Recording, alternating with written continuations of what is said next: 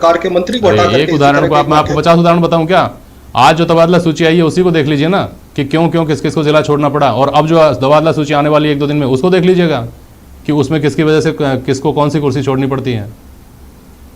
JP जी, मैं तो आपको बता रहा हूं, जो सरकार ने कार्रवाई की वो नियमानुसार की। सरकार ने कार्रवाई कोई आर्बिट्रेरीली तो की नहीं है। जब रिपोर्ट आई सरकार के पास, जांच अधिकारी की रिपोर्ट आई, शिकायतें आई, उस पर जांच हुई, जांच अधिकारी के साथ सहयोग नहीं करना चाहते निलंबित पार्षद, तो और सरकार के पास क्या चारा बचता था? न्यायिक जांच कराने के अलावा और कोई चारा ही नहीं था। ठीक है, ठीक है, आपकी बात अपनी जगह सही हो सकती है। एक एजेंट साहब, एजेंट साहब बात कानून पर आ गई है। मैं आता हूँ आपके पास, वो नहीं जाता हूँ आपके पास। एक एजेंट साहब, बात अब नियम की बात आ गई है। नियम के मामले में कोर्ट के नज़रिए से, संविधान विधान के नज़रिए से आप इस मामले को किस दिशा में जाता हुआ पाते हैं? देखिए, जो भी राजस्थान म्युनिसिपल एक्ट है, इसमें जिसमें भी वार्ड मेंबर, चेयरमैन, महापौर या जो भी लोग इसमें कवर होते हैं, उनकी ड्यूल स्टेटस है। वो राजनीति के साथ साथ उन पर सारे वो नियम लागू होते हैं जो एक साधारण सरकारी कर्मचारी पर विभागीय कार्रवाई करने के लिए या अनुशासनात्मक कार्रवाई करने के लिए लागू होते हैं। इसमें जो सेक्शन 39 है, उसमें उनको अपने ऑफिशियल कृत्य के अलावा एक और धारा, उसमें एक शब्द जोड़ा गया, इररेस्पॉन्सिबल एक्ट, अर्थात वो कोई ऐसा कृत्य करे जिससे कि उनकी गरिमा गिरती हो, तब भी उन पर विभागीय कार्रवाई है, जिसे इसमें म्युनिसिपल एक्ट में जुडिशियल इंक्वायरी कहा गया है, वो की जा सकती है और उनको रिमूव किया जा सकता है और 6 साल के लिए उनके फर्दर चुनाव लड़ने पर बैन लगाए। पर जो विभागीय कार्रवाई साधारण कर्मचारी के खिलाफ होती है और जो वे चुने हुए इनको नगर पार्षदों और चेयरमैन और मेयर वगैरह के खिलाफ होती है, उसमें फर्क इतना है, इतना सही है कि यहाँ जो जांच होती है, जो इंक्वायरी होती है, रेगुलर इंक्वायरी, वो की जाती है डिस्ट्रिक्ट जज लेवल के ऑफिसर द्वारा, ताकि उस पर ये न आरोप न लगे कि राज्य सरकार का अधिकारी है। अभी जो जांच हुई है वो प्रारंभिक जांच है।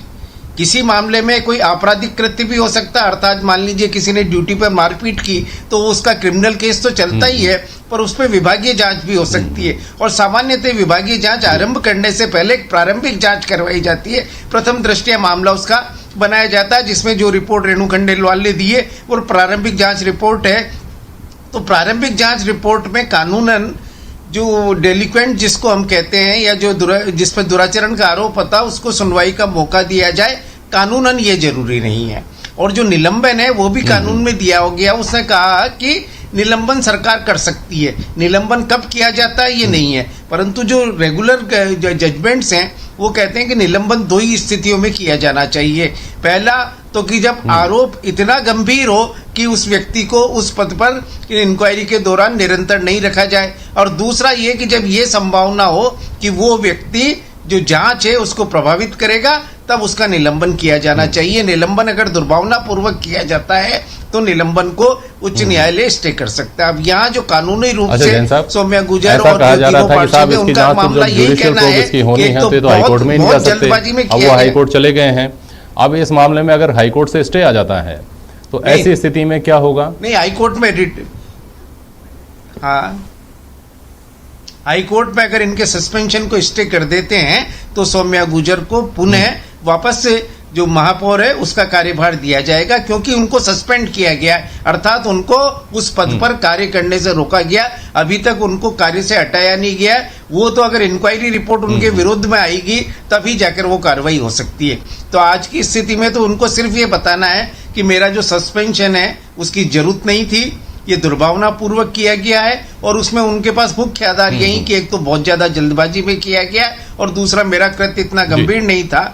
पर साथ में उनके ऊपर ये कि वो मेयर हैं और मेयर के रहते रहते वहीं के कर्मचारियों की जांच होनी है, तो ये पॉइंट उनके खिलाफ जाता है। और सामान्यतः न्यायालय निलंबन के मामले में तभी हस्तक्षेप करता है जब ये लगे कि निलंबन अपेरेंटली गलत है और दुर्भावना से किया गया है। अब यहाँ जो राजनीति की बात है वो अलग है, क्योंकि दुर्भावना का एक पॉइंट तो कांग्रेस गवर्नमेंट ने छीन ही लिया कि उन्हीं की पार्टी के मेयर बना दिया। तो आप अगर वो बाई चांस ये मेयर कांग्रेस के ओहद दिलाई होती तो एक बहुत बड़ा इनको आधार मिल जाता कि देखिए इसलिए दुर्भावना तो ये झलक रही है कि हारी हुई पार्टी को मेयर बना दिया गया जिसको अदरवाइज नहीं बना सकते, पर वो आधार तो उनके पास से चला गया।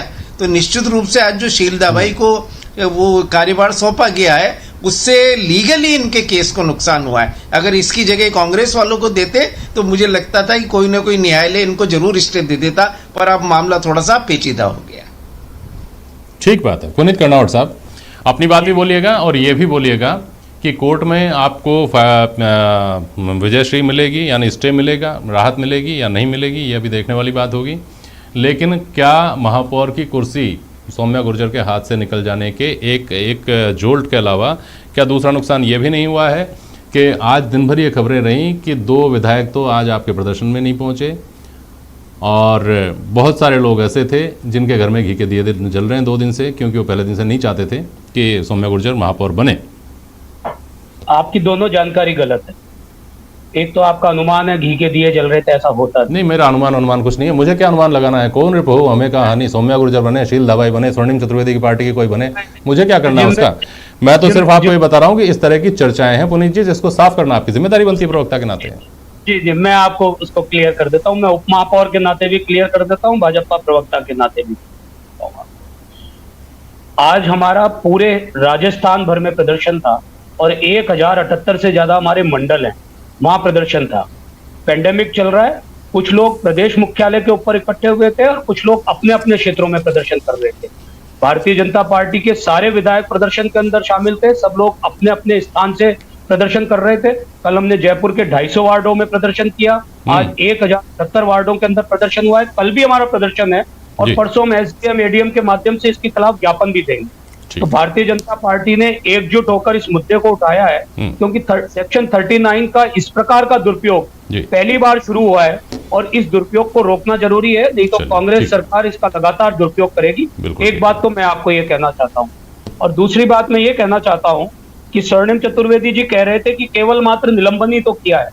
ये जो इनोसेंसी है, ये इसके बारे में तो खैर अब मैं क्या कहूँ कि केवल मात्र निलंबन किया है। आप ना उनको सुनवाई का अवसर देते हैं। पेंडेमिक चल रहा है, सैटरडे को, संडे को और मंडे को कंप्लीट लॉकडाउन का आह्वान किया हुआ है अशोक गहलोत जी ने। आप 4-4, 5-5 घंटे का समय देते हैं कि आप अपना जवाब दीजिए। हम समय मांगते हैं, उतना सा समय हमें नहीं देते और फिर बताते हैं।